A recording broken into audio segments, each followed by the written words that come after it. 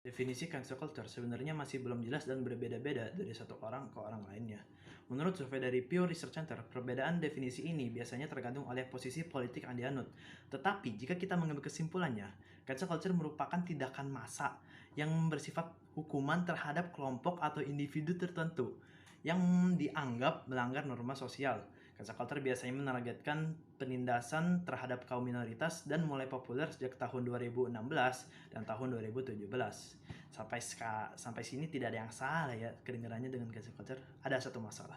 Satu kata kunci bermasalah yaitu dianggap. Para pelaku cancel culture tidak perlu mengetahui konteks perilaku individu atau kelompok tersebut. Mereka hanya perlu menganggap bahwa perilaku tersebut itu salah, padahal terkadang tidak. Dan ditambah dengan gampangnya informasi tersebar pada era digital, narasi yang awalnya hanya berupa anggapan akan tervalidasikan. Tidak dapat dipungkiri, cancel culture mempunyai kelebihannya sendiri, yaitu efektif untuk menindaki pelanggaran norma sosial.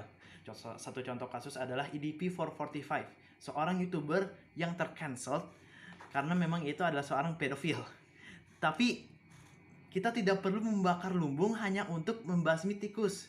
Yang terkena efeknya bukan hanya bermasalah doang, tapi juga yang dianggap bermasalah, padahal tidak. Korban yang tak bersalah akan dihadapi dengan massa sebanyak berjuta-juta, bahkan bermiliaran orang yang mencaci makinya dan sebagainya hanya karena ketidakkompetennya. Cancel culture, satu contoh kasus. Kaun Dekula, seorang YouTuber yang tercancel, bahkan hampir dipenjara, hidupnya hampir rusak hanya karena leluconnya yang dianggap mengajari ajaran Nazi. Padahal konteksnya hanyalah sebuah lucon. Cancel culture secara implisit mengancam hak suara kita yang dihiasi dengan gagasan menindaki ketidaksetaraan sosial.